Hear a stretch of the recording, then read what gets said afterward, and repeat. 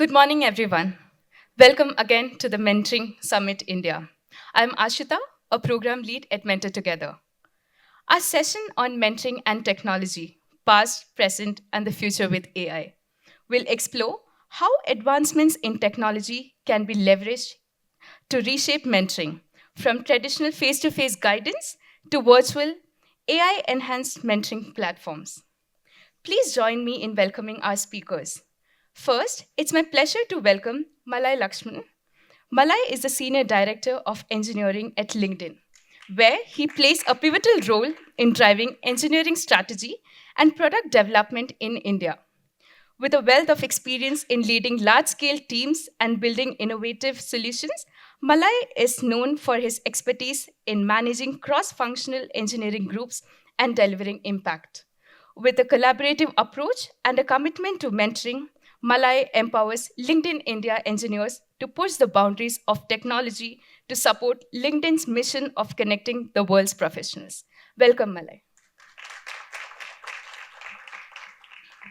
Next, I would like to welcome Dvitya Raghavan. She is a development professional and researcher.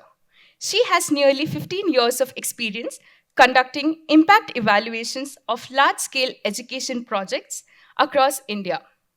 She currently leads research and evaluation at Mentor Together, using data to enhance women's participation in the workforce through digital mentoring programs.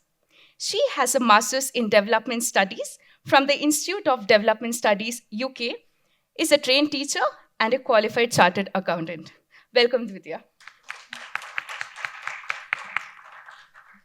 Now, please join me in welcoming Ashish Chawla. His current focus is directed across three dynamic ventures: partner at Tree Mouse, founder and creative head at Awesomeness, and as an advisor at Sarathi.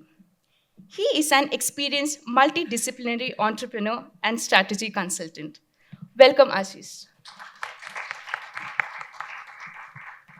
Finally, I would like to welcome Parul Bajaj, who is a host and moderator for this session. She is the head at the Parag Institute initiative at the Tata Trust. She has worked in leadership roles with impact organizations in education and with multinational corporations in technology. She is deeply passionate about creating an equitable India through access to quality education to all children.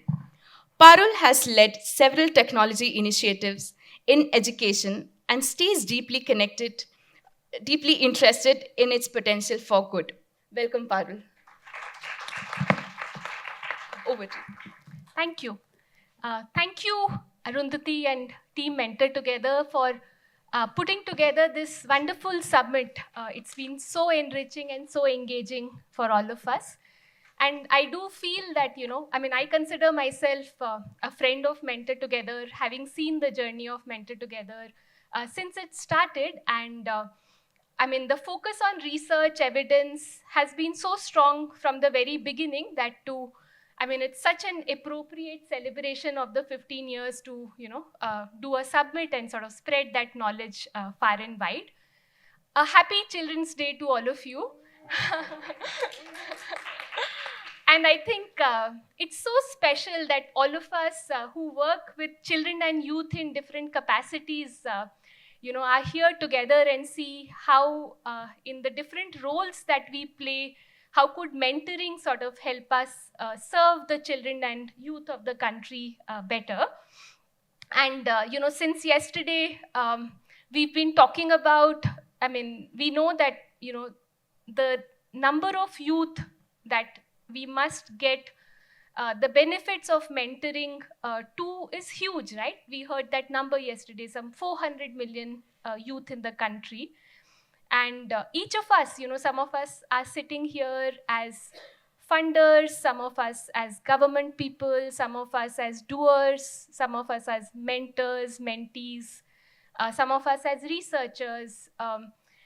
So there's a role that each one of us has to play, to together take the benefits of mentoring to the large youth population that we have.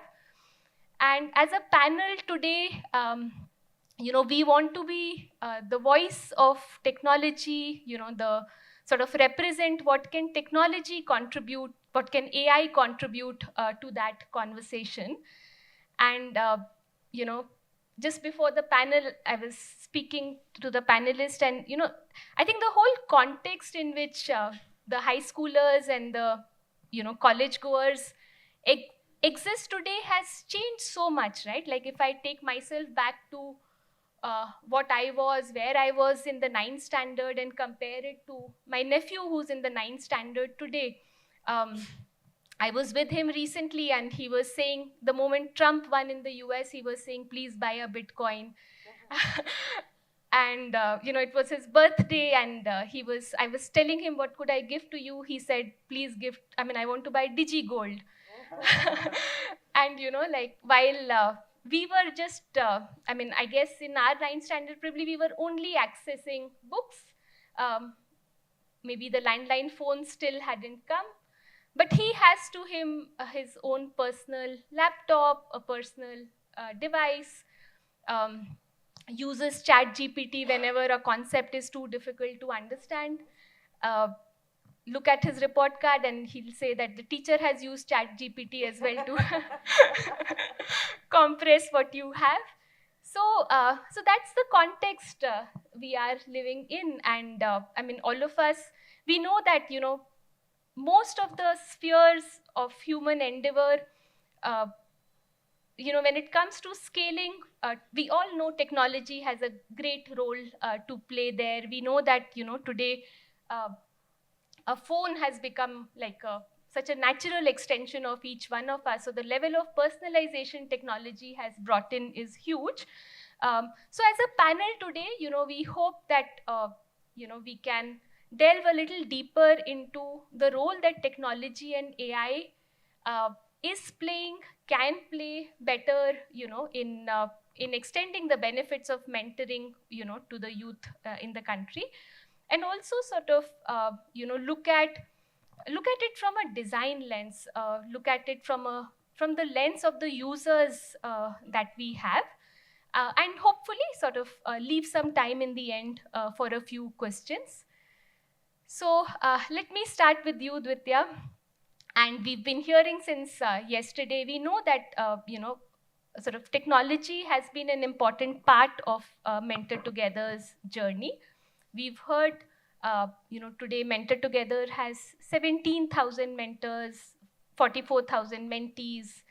So tell us about, first broadly, how are you seeing technology being used in the space of youth mentoring? And then tell us more about Mentor Together's own experiences with technology, as well as some of the key learnings there. So I think just starting with mentoring as a context, right? So mentoring has been around mentoring programs have been around in the world maybe almost 100 years now. And the digital mentoring or e-mentoring, virtual mentoring, whatever you may choose to call it, is a very new feature of mentoring programs as such, maybe a couple of decades that is, just been started. And that's primarily because of what has happened to technology. There's just now much more access across the world, of devices or even mobile network, etc., and it's become cheaper. As a result, just more young people have access to devices, right? This is not to say everyone has access. We know all the different concerns of, who has access to devices, etc., but still we are in a much better place now with technology than we were 20 years ago. So as a result, digital programs in general have just started picking up, and it's also a wonderful way to think about scaling a program, right? You can access, and it's something that we see at Mentor Together all the time, is the various parts of the country from which our mentees sign up to the program, and the access that digital mentorship is able to provide them to mentors across the country, sometimes across the world, depending on who has signed up at the moment. So we're really able to bring the world much closer and bring our mentors and mentees much closer, thanks to technology and our building the program on a technology platform. But the program at Mentor Together, though Mentor Together, we've been doing mentoring for 15 years. It's only in the last 5 years that we've started thinking about a technology a digital program, right?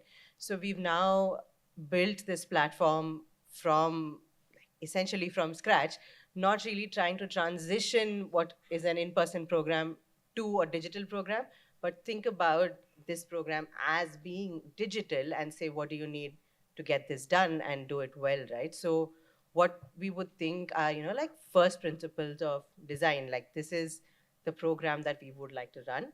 And and as technology as being sort of the tool or the conduit through which we do it, right? So yeah, so our key, the key sort of parts of the process, which is screening both for mentors and mentees to make sure we are getting, like real legitimate people into this who are committed, who, are interested in mentoring. And then we match them, and then we provide all the resources as well on the technology platform that can help them through their mentoring journey. And yeah, so it's been built from the perspective of what does a young person want, and what would be the easiest way for us to get it to the young person, and also to make sure that they're liking the interface, right? So we're thinking about it both from the perspective of utility as well as engagement. We want it to be an engaging platform for you to be on, and continue to stay on. So that's kind of how we've built this over the last 5 years, and we continue to sort of build it. We're in a space of thinking about what's working, what's not working pretty much all the time. And that's one of the advantages of having a technology platform, is that you have lots of user data, right? You know who who is responding how to the features on the platform. And if you see something is not working, you have much quicker feedback than you would in an in-person program about, hey, okay, no one's using this particular feature, or a lot of people are using this particular feature, so let's, change this somehow. So we're constantly thinking about, can we do this better? um, and I think, strangely enough, one of the most important insights for us has been that you cannot eliminate or even like reduce drastically the human involvement, because our team is so deeply involved with each mentorship that sometimes it feels like it is actually a digital program, because the digital is not just, it is the tool, but you really need to keep the person and the human being in this, right? So we provide a lot of in-person support, like human support to the mentorship pairs as well. That's been one of our key learnings, is that you cannot pull that out of you cannot just put people on a platform and say, okay, hey, you take this from here, right? Especially with young people who are looking for support, etc. We need to sort of help them navigate their digital journeys on the platform itself, is something that we've found. And we continue to find that our involvement is essential to success on the platform. Um, but the other thing that we found is that young people are now downloading an app is maybe something that we can do without thinking for like more than 5 seconds, right? I can download an app that's on like Play Store, etc., fairly easily. So we get people people who download and look through the content happens quite easily, which is a good thing, right? Which means that I can get you on the platform, and then we figure how to keep you on the platform. So, and also with respect to data, etc., it's built very, very light. So people in slightly less data, like areas with less data as well, can access this stuff. Yeah, because most of our mentees come not from the big cities, so that we had to keep these things in mind when we were designing the tech platform. So yeah, and we're constantly learning. So yes. Great. I think, like the parts that you say about keeping the process and the humans of it at the center of it, and looking at technology as a tool, and, the unique things that offer, like you spoke about data. Yeah, that's quite useful to hear. Malay, I come to you next. LinkedIn, is clearly the world's largest professional network, and I'm sure for almost every one of us sitting here, there is a professional identity of ours that's sort of living its own life on LinkedIn. And so many of us, access LinkedIn for opportunities, for advice, and that sort of these needs are sort of also common to the populations that we are concerned here at this summit. The youth of the country, the women of the country. So tell us, what are some of the trends you are seeing on the platform, and then also, how is LinkedIn using technology to connect us, as well as specifically these populations, to opportunities and to advice? Sure. Thanks for the question, Parul. Glad to be here. Kudos to all the efforts that's gone to put something like this together. So thrilled to be here. I can start off by telling a lot of what we have, and then I want to talk about the gap as well, right? As a platform, a lot of you would know we have 1 billion plus users across the world, 68 million employers, 41,000 unique skills. The numbers are huge. Even in India, we have 143 million plus members. But as Parul was saying, just the youth is 400 million. So even for the size that we are, we still feel like there's a lot to go. And especially, this is the population that I think we need to actually lift up, right? I was just talking to Ashish before that, like LinkedIn is being used. If there's a software engineer in LinkedIn and wants to get a job on Microsoft, sure, they use LinkedIn as well. But I think the real, penetration to the masses is going to be, what Paul was talking about, lifting folks up, right? In fact, in the earlier panel, when the assistant professor from Harvard was talking, something occurred to me is like a lot of, the youth, especially the underprivileged youth, are, it's more a question of you don't know what you don't know, right?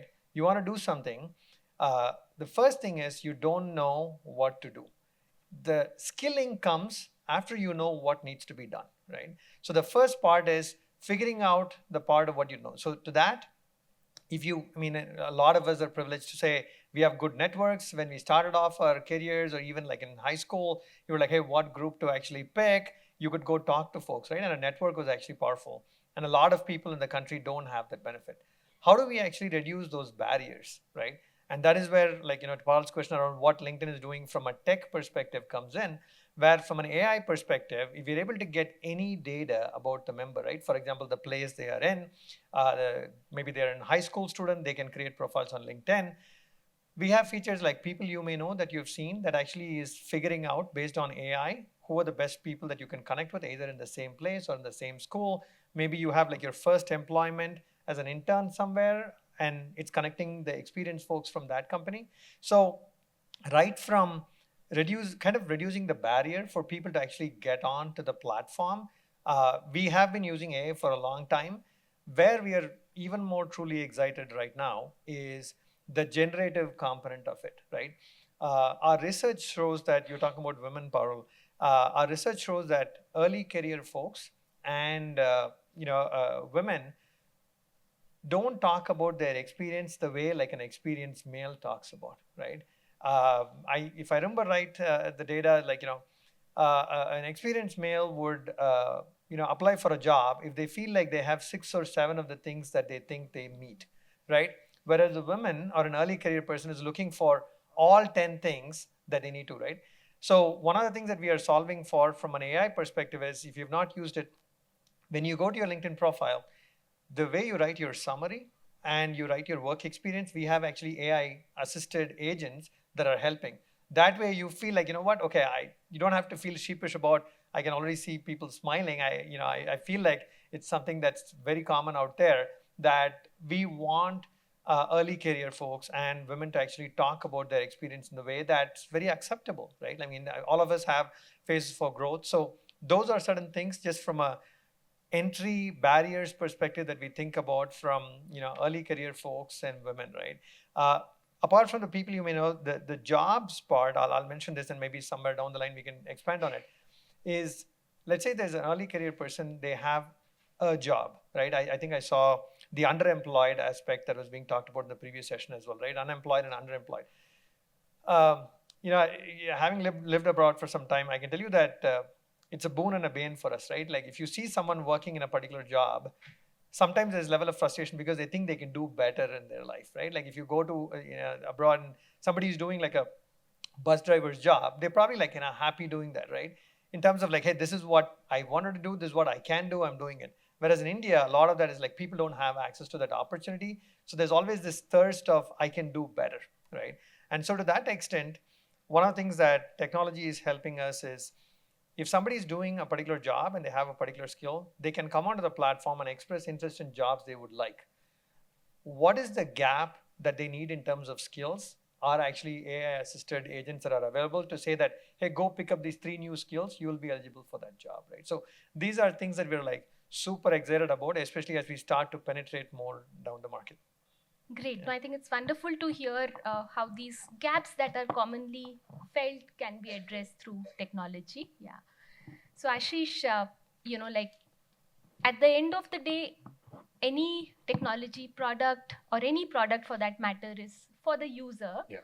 And design is one discipline that places user at the heart of it all. And here in this summit, we are more concerned about our youth users. So tell us, when it comes to designing good technology products for the youth, what do we keep in mind? Yeah, it's a very important question to, in fact, answer, and thank you for asking that. First of all, a very good morning. It's a pleasure to be here. Let me quickly give an introduction about what we do so that you understand the context that I'm really coming from. So we're a strategy and a research consultancy. We do a lot of work in behavior design, behavior analysis, behavior research, behavior change, specifically in the development sector, trying to make products and services more scalable, more usable, more simple, so that eventually there's a behavior change that happens and there's a long-term adoption of the technology intervention that we are actually bringing in. And if whenever we're really thinking of technology or a technology product, you cannot do it in isolation. You have to keep the user, and hence it's important to understand where the user is really coming from or who the user really is. And there are so many nuances and so many varied contexts to that, that talking about it might just take many days and not just one day. So there's an approach that we follow, which we can use to kind of understand, first of all, who the user we are really talking about, and how should we go deeper into understanding the deepest motivations of the user. So think of it like 3 concentric circles. At the innermost circle, there is the user. And this user has a lot of aspirations, a lot of ambitions, motivations, values, a lot of beliefs, a lot of biases, behaviors, a lot of stuff is going on with this user. In the middle of the circle is how the user is interacting with the product. And at the outermost circle is the ecosystem, the larger context that the user is working in. And if you're not really taking care of all these 3 aspects in a very systematic, holistic manner, then we are actually building a tech product which is in isolation and not really serving or looking at the right barrier. So following an approach like this actually helps us go deep and look at the right root cause of where the intervention really is needed and provide that intervention in the form of technology, so that ultimately long-term adoption or sustained adoption of a particular product happens. Let me make it a little real of what I'm really saying. At the, we would start by understanding a user, and maybe probably we'll start by looking at how the user is interacting with the product. So there would be a lot of behaviors that we will see. Underneath those behaviors, once you'll start seeing a lot of patterns, which are similar patterns that you will start observing, and maybe a lot of personas would be sharing that patterns. But if we stop here, which is actually the tip of the iceberg, then we've not really looked at who the user is, and we've not really understood who the user is. And I'll talk about the youth user as well as I move forward. Underneath those patterns, what we really need to look at is what are the beliefs, what are the biases that the person has. Now, a belief of a user could be a rational belief or an irrational belief. Say, for example, I believe that the earth is round is a rational belief. I believe that fairies exist probably is something that has not been proven yet, and I'm not sure whether we can say that it's a rational belief as of now with certainty. Now, going below that, if we stop here, again, we might not get to understand the user as such completely. We have to go a layer down, which is at the values and the motivations level, and then go further and understand exactly which ecosystem, what context the user is working in. Let me give you an example again, so that, again, this becomes real and not just theory of what I'm really saying. Let's take an example of, say, Priya, who's a 15-year-old mentee. She's from the state of Bihar, a small town from Bihar. We would see, and this is how we can design a tech product for Priya. Basically, that's the whole place where I'm really moving towards. So we would see the behavior of Priya. Probably, we would see the behavior that Priya doesn't try to do a video conference. Maybe she comes late at night for sessions. Maybe she cancels sessions quite often. And there's a pattern that we're seeing. Probably she chooses, female mentors than male mentors. So there is a pattern that we are seeing, which is a very disengaged pattern. And if we stop here, we might just think that Priya as a user is a disengaged user and maybe not a part of the audience that we want to deal with. But if we go one step below, at the biases, at the beliefs level, we might just figure out that maybe it is, Priya thinks that she doesn't know how to speak in English, and that's something that is kind of moving her away from using the product.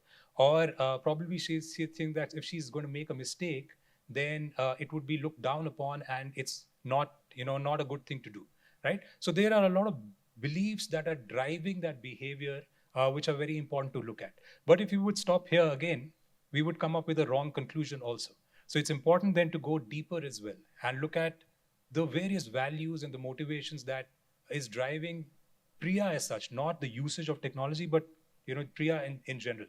So if you would go a little deeper, maybe you will see that there's a lot of extrinsic motivation that Priya is working at. So if she wants a lot of social recognition, and hence she wants career growth, and hence she wants mentorship, right? So mentorship is a way to get to social recognition. Probably there's a lot of internal pressure that Priya would have. She wants to be a role model for a younger sister. She wants to break the stereotypes of gender, and there's a lot of internal pressure because of which she wants to learn more and do well in her career. Probably there's responsibility that she's taken, where I want to support my family. Probably she's a great learner and everything is coming intrinsically. So once we really look at this deepest layer, we'll get to know that actually she's not a disengaged user. Probably there is something which is missing in between, or in totality, that is leading her to not behave in the way that we want her to behave. So it's important then to look at the ecosystem, the larger context that Priya is actually working in. And probably just to for sake of example, we're looking at Priya from a small town, and once you go a little deeper into the audience that we're really dealing with, you would see that okay, there are shared devices. So she might not have access to the device, or she is busy doing chores in the morning, and she only gets access at night, and hence the behavior of why she has to come late and do the work. So probably she has limited connectivity. Probably there's a limitation in device. So once you look at all this in a very systematic manner, keeping the whole system into the picture, that's when you realize that, okay, this is the barrier that we have to really look at. And a tech intervention then needs to kind of solve for that, and not say that, okay, Priya is a disengaged person because there's a behavior issue, and conclude there.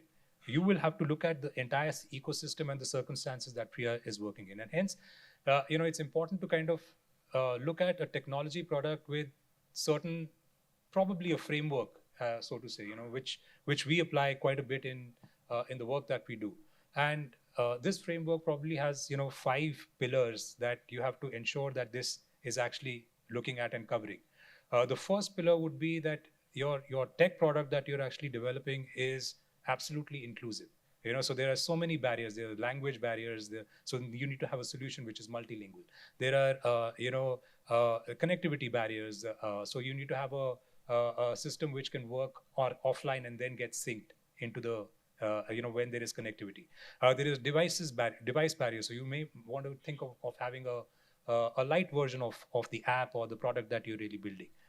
And then there are gender gaps. There is disability that we have to really look at. So if you're thinking holistically from a user point of view, you'll get to know that, okay, there's just so much work that needs to be done from an inclusion point of view, so that ultimately it leads to increasing of adoption, and all, lots of other people can access the product that you're creating. The second pillar which I think is a very, very important pillar, which often gets ignored, is that people are looking for trust. They have mistrust in technology. They are fearful of privacy. They are fearful of their security. They are fearful of how the data is going to be used. So a very simple thing like maybe a consent form, how you are taking consent and what is it that you would be doing with that data. If that is something that you could talk about, that again leads to a product which is a very holistic product, looking at the implicit biases or the barriers that we don't even don't come to the surface, but if taken care will make a big difference. The third pillar probably is how easy it is that you made the navigation process. So what we understand of the youth, specifically of the target audience that we're really looking at, is that these are the people who are accessing technology predominantly from the phone. So is your technology mobile friendly? These are the ones who are seekers, who are adopters, who are early adopters. They're the ones, in fact, who are changing the household and maybe using digital payments for the household or educating their parents, specifically their mothers. So agency is not a problem.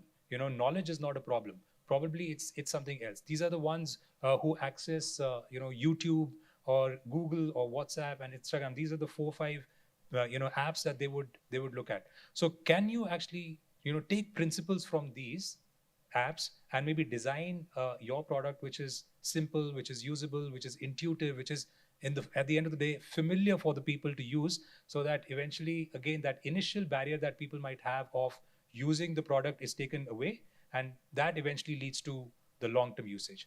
And probably the fourth pillar would be how adaptive the technology is. Are you taking feedback in time? Are you providing support wherever the user is getting in a problem situation? Is there a human in the loop option that the user has? And are you taking all that knowledge that you're gathering and then bringing it back, collecting that feedback and then bringing it back so that your product is evolving and adapting all the time? So that's very important. Lots of products really miss out there. And probably the last would be grassroots collaboration.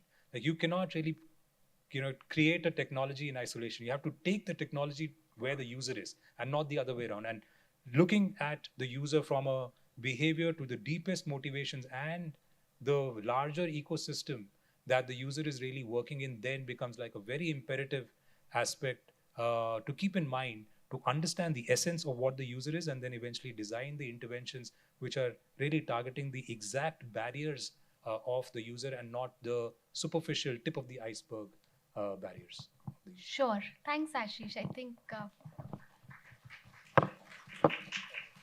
these, I know the framework that you used, you've also sort of applied it to the design, when you've looked at the design of, DPGs and DPIs, and given that, in this summit, as a collective, we are setting to ourselves the goal of, scaling mentoring at population scale, and that's a closing plenary for the day as well. I think some of these principles that you're talking about are so important for us when we are going to design for that kind of scale. Malai already touched upon AI, and I'd like to now focus the rest of our discussion more around AI. So Ditya, first starting with you, how do you see the product roadmap for Mentor2Go get influenced by AI? And I mean, what would change on Mentor2Go, using AI? And what would stay as the biggest value propositions for mentor, mentee, and mentor together? So I think as with building the program itself digitally, the focus was on what is it that we want to do. And we're still staying with that focus with AI as well, is what is it that we do that AI can help us do slightly better or make it easier for us to do in some sense. So I just want to start with saying that we're very far away from the reality of an AI mentor doing the mentoring at Mentor2Go. So that's not in the roadmap at all. So what we're thinking about is really, and we actually went through a whole conversation with users, with our team itself, with also like design specialists to try and understand what would be the best places that we can introduce some AI features into the program that would help sort of enhance effectiveness of what we do, right? So that's the core of how we thought about this. And what are the roadblocks that our users are facing, and can we ease some of this with AI? So I think the first thing that we've recently launched this feature on the app, and it's available. I mean, for a small group, we're still testing to see if what take up is going to be like, how many people are going to give consent, etc. But what we realized as the first thing is that we don't have a very good sense of what's happening, what is the conversation, what's the mentoring conversation about, right?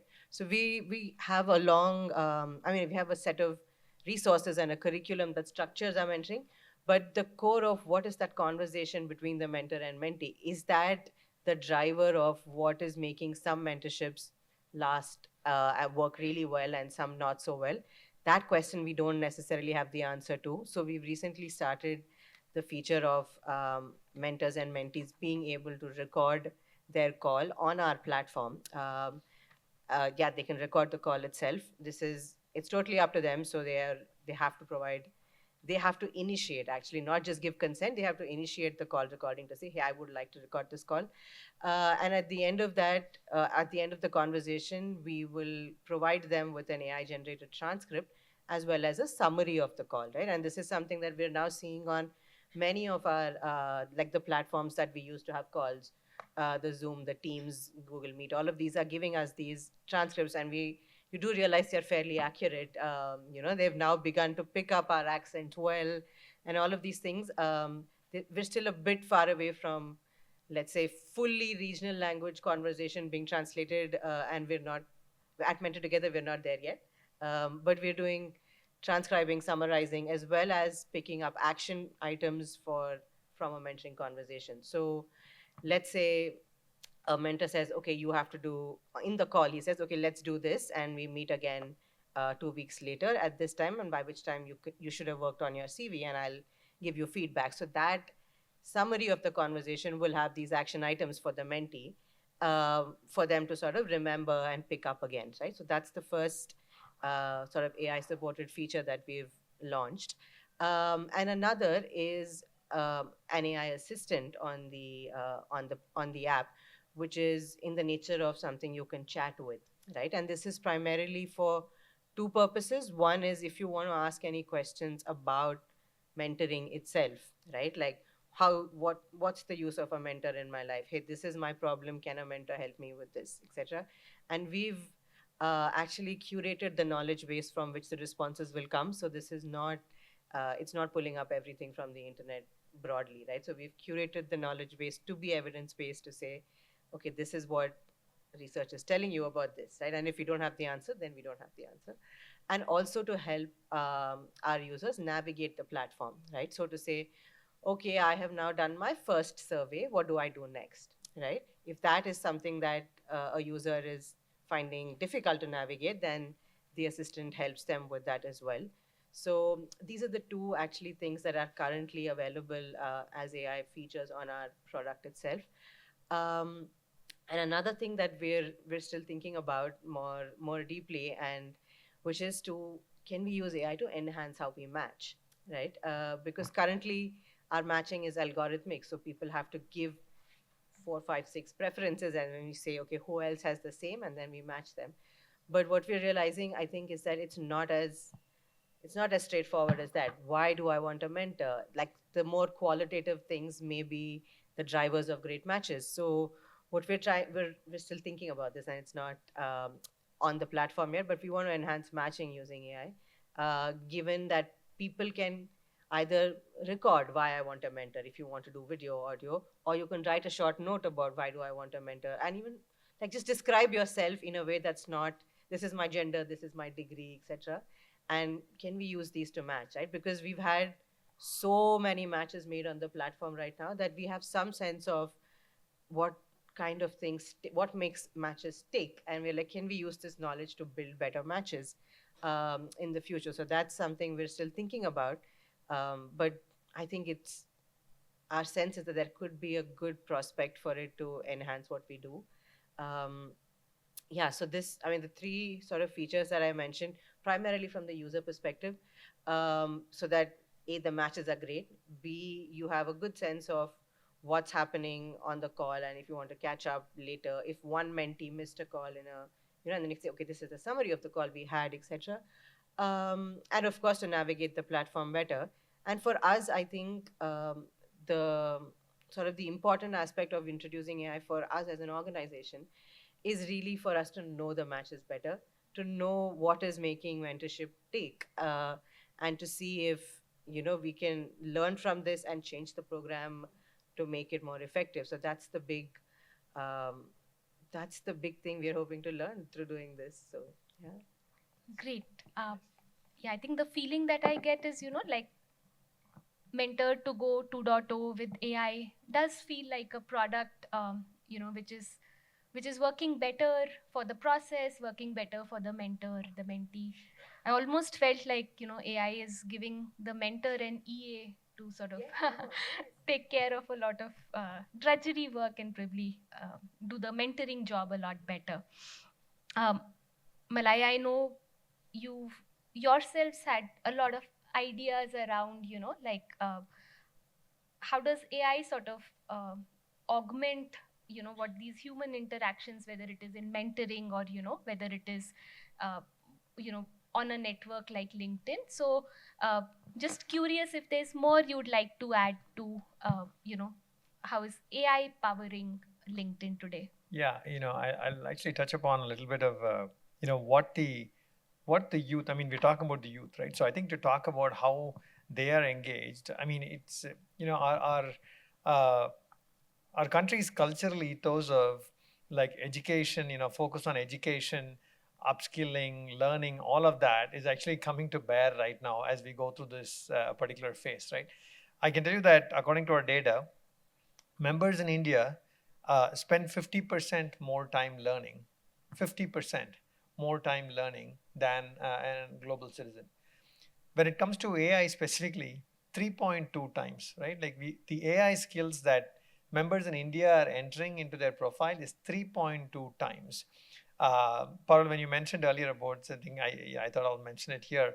My younger one, she's in 7th grade now. She was in 6th grade last year. My wife and I went to a parent-teachers meeting.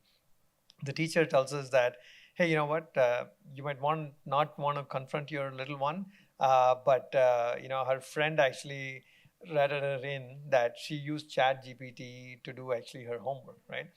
Both of us parents sitting there had the complete opposite reaction, right? I was like, wow, right? And my wife is like, she's so mad. And she's like, how could she do that, right? I said, like, I think she just took the assistance, right? And, anyway, where I'm going with this is, when we talk about the youth, instead of thinking like, hey, I don't have the experience, the ability to pick up these skills is actually much faster. And that is an advantage that the youth bring to the workforce compared to folks like me that are actually experienced and know a certain way. I mean, I'm sure you've all had, situations where you have something to look for, you go to Google, and then you ask a high schooler, they go to Chat GPT, right? They want like a much more conversational stuff and not like, okay, I will search and then I will read through and then I will figure it out. So I think we are seeing on the platform that the way they're learning, the way they are adding skills, and even within India, comparatively, they are 1.3 times more than the Gen Z, especially is 1.3 times more than the previous generation and 2.4 more than the boomer generation, right? In terms of how fast they're actually adding AI skills, right? So these are actually pretty impressive in terms of seeing how like the youth in India are kind of leading the revolution, right? Where I think, in terms of what we talked about from a mentoring perspective, I alluded this before, the you don't know what you don't know part is a place where we can bridge the gap. But I strongly believe that, like, technology, similar to what, you just heard, it's there to augment, right? It is not going to replace. And I love the analogy of EA, by the way, perfect. Because, I mentor quite a few folks as well. We're all, I mean, like similar to all these systems that actually work based on patterns, humans worked on patterns as well, right? So when I'm mentoring someone and I see that somebody is from this background, they actually want to move to a different background, immediately patterns emerge. And I'm like, hey, I know someone who's actually done this stuff, right? And to the point about like action items, I would say that, hey, you know what, like maybe I'll put you in touch with them who's actually much more closer to this. I think those things, the systems are actually very far away from actually identifying those patterns, especially across industries, right? Examples I can give you, like somebody, let's say, was sitting in a call center doing customer support. Let's say call center stuff is going away with a lot more automation of like, you know, all the ticket avoidance and all of that happening. If like there's a mentor, I'm sure they'll be able to say that, hey, you know, ultimately you were providing customer service. There's probably a job for you in like the hotel industry where customer service is still very key. Yes, you were sitting behind a computer, you need to be physical, maybe you need to brush up your body language, you know, how you present yourself. So maybe there are things like that, but it's not that far off. The example that we talked about, you had 7 of the 10 and you need the 3, you can totally do that, right? So stuff like that, I think will still, the systems are still a long way in terms of thinking that big picture. But to your point about like the grudgery work or actually consolidating resources or sharing these, right, those are already all starting to happen at a really good level. Great. Right.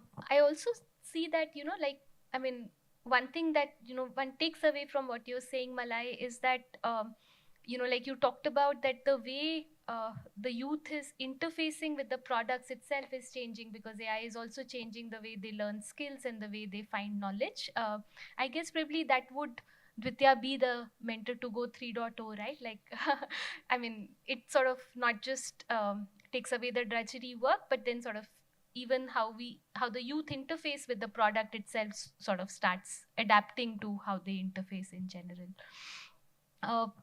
Ashish, like we've sort of talked a bit about what the EA part that probably AI could do for us, that frees up the humans for something more. So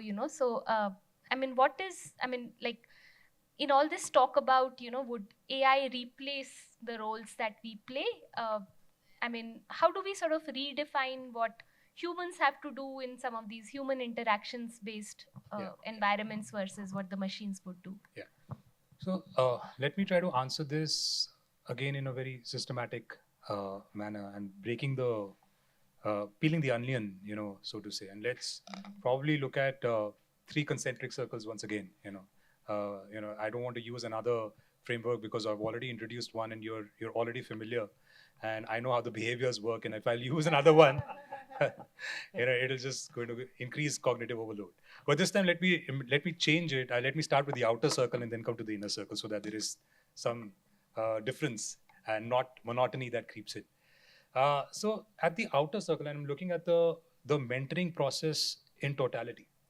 The outer circle really consists of the entire project management piece, where there's a lot of administrative support that is needed. You need to schedule, you need to, put reminders, you need to track. There's a lot of content that you need to kind of refer to. A lot of best practices can be shared. A lot of templatization can happen.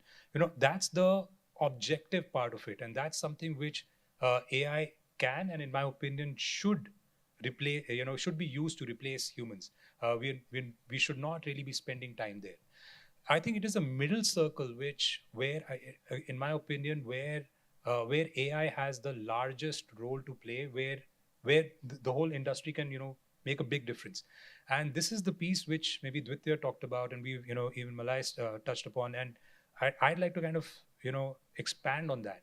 That this is the first time where we could monitor, evaluate, and control quality assurance at scale.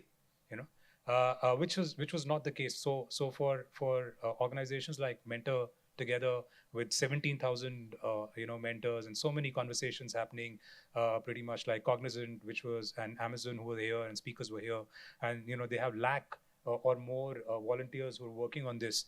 For them, it's quite a boon. Why? Because now you could record a video. Maybe AI can be used to kind of see whether if there's a interview conversation that is happening, is the body language fine? Are the expressions okay? And that kind of feedback, which is qualitative, which is something which was very specific to human, can actually be kind of taken over by AI. Something like you could record, as Dvitya was saying, you could record a conversation. The AI can transcript it, nominate. In fact, the AI can pick up patterns. It can also look at some scoring mechanism of seeing whether the conversation or the reply that the mentor gave to a particular question. Was that correct? Was it tying to the best practice that we have? And have a very evaluative, scaled up process of looking at mentorship. To give you an example, I mean, we do a lot of research, user research, and we use a software called Dovetail. So we would use that. We would use the recording, upload it. It'll transcribe. It creates a lot of patterns. It creates a lot of insights, and then we look at things and say that whether this is making sense or not. So a lot of augmentation is already happening at a very qualitative level as well. It is, I feel, the innermost circle which actually is absolutely irreplaceable. At least that is my opinion as of now. I would not say that it is not going to, this is going to be the case forever, but the innermost circle is still irreplaceable. And what is this innermost circle? What is this whole process of mentoring? The process of mentoring is there where an experienced person who's a mentor interacts with and shares his or her experiences, his or her perspective, and provides guidance to the person who's seeking guidance, which is a mentee in this case. And a mentee is seeking guidance professionally, personally. There are just so many contexts to it. And this whole conversation and this whole relationship is based on trust. There's a lot of psychological safety, which is there. And most importantly, there's very strong contextual nuance, which a mentor or a human really brings into the picture. Just to give you an example, say, have we seen, there was this movie that came back in 2008, 2007. This was one of the first animated movies that I've seen. Have you seen Lion King by any chance? Yeah? Right. So what was the plot of that movie? The plot of that movie was that there is this story of Simba, who's the son of the king of the jungle, who's the lion, who's betrayed and killed by his cousin. And Simba is sent away. After a few years, Simba realizes that this has happened to him. He comes back, takes the revenge, and it's a happy ending. Now, a few years back, another movie came by the name of Bahubali. Right? There was this story of Bahubali, which is, who was the son of the king of the land. The king of the land was betrayed by his stepbrother and killed. Bahubali was sent away. Bahubali realizes what had happened, comes back, takes the revenge, and there's a happy ending. Right? So the plot is just the same. The plot has not changed. But the contextual realities of the way the story has been depicted is so different, and hence the impact that we will have, of a Lion King on us and a Bahubali on us, specifically maybe for people, who can relate to a story like Bahubali so easily, like people like us, that would be so different. And that's where this contextual reality really comes into the picture. And that, in my opinion, can never be, never say never, cannot be replaced by AI as of now. So AI definitely can take care of the the objective work of project management, even some qualitative work which can be taken towards objectivism, but not something which is so personal, which is so subjective, which is so contextual. That's where I think AI can only AI can be an augmenter, but not like something that can replace it. Yeah, that's my stand here. Great. So on this note, I mean, this really stayed with me through the preparation of this panel as well as through this discussion that, looking at AI as something that augments and doesn't replace. Yeah. So now we'll just open the floor for, maybe we'll have 2-3 questions. I see one hand there, two. Yeah. So maybe we can probably spend 10 minutes on the, yeah. Time starts now. Hi, my name is Ajay. Thank you for a very nice panel and many new interesting thoughts. My question actually was that, for today's Zoom and also the growth of ChatGPT and all those solutions means that most of what anyone brings on a platform is being done by independent technology options available to even a mentee and to a mentor. My question was, do you see a role for things like augmented reality where mentees can rehearse behaviors almost real time, which they might be fearful of doing in the real world? So if I'm a bad listener, if I'm too aggressive, if my mentor tells me that slow down, watch how you behave in public, can there be an augmented reality meeting place created on a platform which allows me to rehearse? So my question was, do you see that possible? Because now everything is possible, right? So I'll take it. I mean, definitely in the realm of possibility. I mean, I don't know if you guys have tried those headsets that, Meta has. They're, actually very good. And to your point, one of the things that we have evaluated, and our CEO has said, like, hey, there's still a lot of work that's happening there in our parent company, Microsoft. So we'll wait until all of that happens. But in general, around the interview preparation, I think, like, Vijay was talking about it as well. In terms of, there are certain things that are happening now, certain things are on roadmaps of, like, companies here, some on, like, the big tech as well, but very clearly that being a possibility, right? Like, yeah, you can totally expect that. Yeah. Honestly, in our conversations around what should we do with AI, this is not something that, I mean, this is something that came up, right?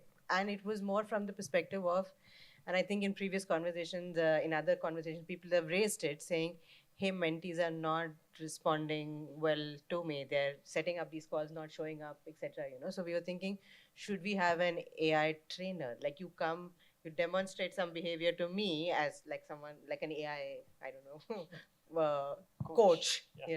and then you're ready for the conversation, or it's a practice session in some sense, right? So we did think about it. I think we decided not to go forth yet, but of course. Hi, my name is Bharat, right here. Okay. So now, usually there is a huge gap between the policies and the process which is happening. Now, we've been talking extensively about AI in terms of delivering our mentoring sessions. Now, if you look at the tier 2 or tier 3 cities, approaching or accessibility towards these, I say, system or a process is quite challenging. How will you kind of reduce the gap in the initial kind of an engagement sessions? Because probably the post engagement sessions, it would be very effective, all right? But the earlier engagement sessions, unless and until I have a physical connect with the mentor, because in the morning we were talking about the friendly mentoring, and we are talking about the skill mentoring. So the skill mentoring comes only when the friendly mentoring has been strongly enhanced or strongly relationship is built. So how are you trying, or what are your approaches to reduce the initial gaps of introducing these systems? No, it's a good question, in fact, and there's a lot of work that we have done in this space as well. You have to understand, the whole idea is to really understand the behaviors and the motivations and the deepest realities of people, maybe in the tier 2, tier 3 cities. And all the work that we have done, you will realize what we have realized is that usage of technology is very aspirational. People are not really shying away from this. They don't have the literacy right now, they don't have anything, but it's not that they don't have the desire, they don't have the ambition. So they will be they are quite open to kind of using something like a technology which is AI generated as well. What we need to do is, there is a lot of capacity building at the grassroots level that needs to happen. We recently, in fact, launched a WhatsApp bot for the Ashas, which is absolutely AI driven, and looking at those certain nuances of the behaviors of Ashas, the technology needs to be designed. For example, the way the answers come to the question is posed and the way the answer comes, that answer needs to take some time to come, because if it is coming at a very fast rate, then it's too much a cognitive load, and they also start thinking that this is not coming from the doctor, but this is actually coming from a machine. And these are the smaller nuances. If once you understand your user and once you start taking care of this, that's when you realize that actually, if you design keeping the user in mind, then even something like a WhatsApp bot, which is AI driven, can be adopted by people like Ashas, and then they become the flag bearers to then spread it in the community. It's going to be a slow process, but this is the start point. These initial barriers need to be removed by a lot of capacity building and a lot of understanding of exactly what they want. Like, they want immediate gratification. So can you bring in quizzes? Can you can you simplify the language so that, can you make it very colloquial for them to use? So if you're really operating in their context, then slowly and steadily the initial barriers get removed, and you will find that within the community there are different kind of behavior personas as well. There are a lot of people who are followers, who would just follow what the early adopters are doing, but there are a lot of seekers as well. And these are the people who are, very aspirational in their nature. These are the ones who want to be politicians, maybe, and they want to control and have power. And having this access to technology then becomes their way of actually showcasing some social recognition and having that power. And there are a lot of seekers who would then spread this to the community. So slow process, but absolutely doable. And there's a lot of work that is already happening around this. I hope that answers your question. No, I think you covered it for the most part. The one thing that I'll tell you that, like, just in terms of LinkedIn that we are observing is like, if you asked us 10 years ago, hey, do you think like in tier 2, tier 3 cities, folks would actually be very comfortable putting video on like in any of the platforms? We would have actually bet against it. But having seen what we have seen, I mean, the other platforms have obviously started earlier. For us, from a professional context, while we have started it, we don't make any assumptions, right? Like to your point about making sure they get the access is the first part. What they do with it is completely up to the members. So what we are working on is, one thing I'll probably wrap up is like in India, we are trying to work with the Center for Digital Public Infrastructure, right? Some of you may know we already partnered with DigiLocker to have the identity verification, right? So for us to actually penetrate all the way through to then give them access to then see what they do with it, still work ahead of us, but we are trying to find these more global, national ways of how we can reach that through like CDPI and so on. So. Hi, I'm Vaibhav. I come from a technology background, and I completely agree with your thoughts on AI should be looked as something to augment the skills and empower people.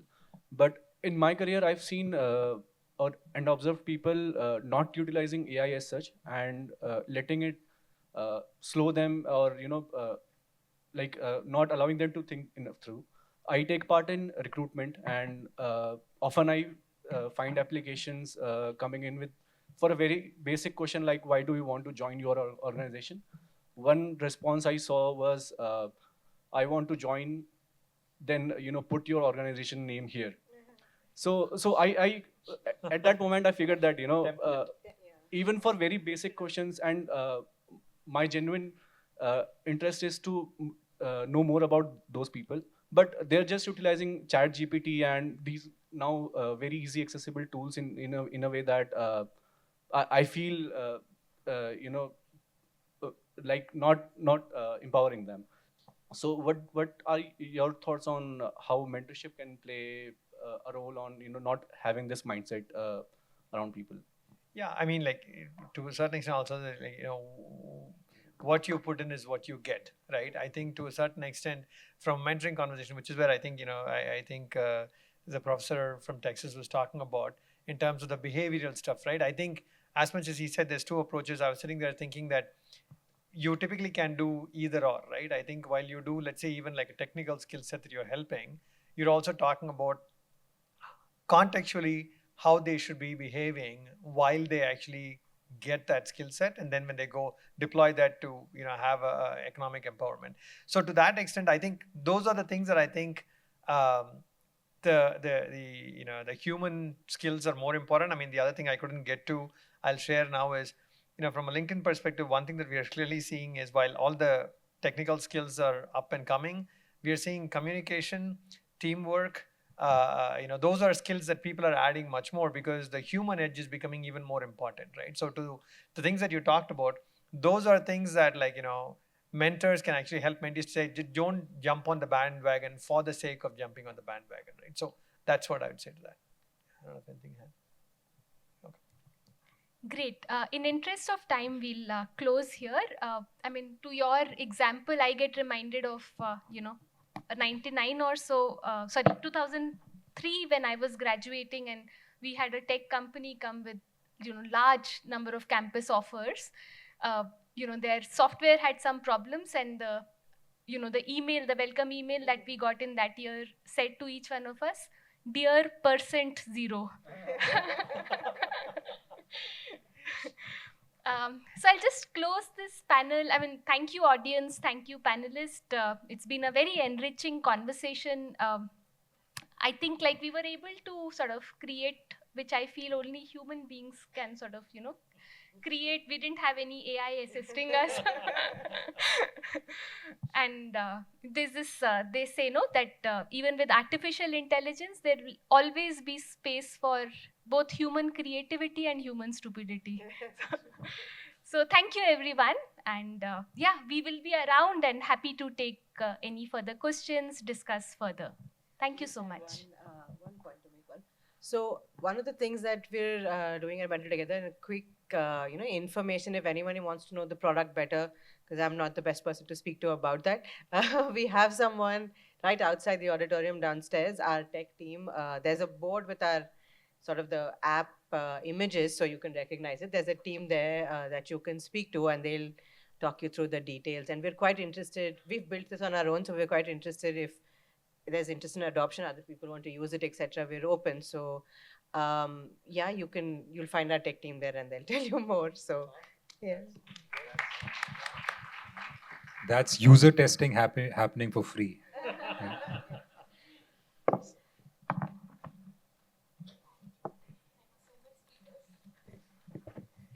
Dvitya, we request you to hand over small token of appreciation for the speakers.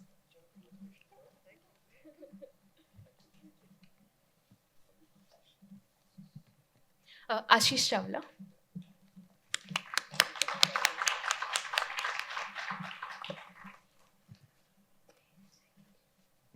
Malay Lakshmanan. And Parul Bajaj.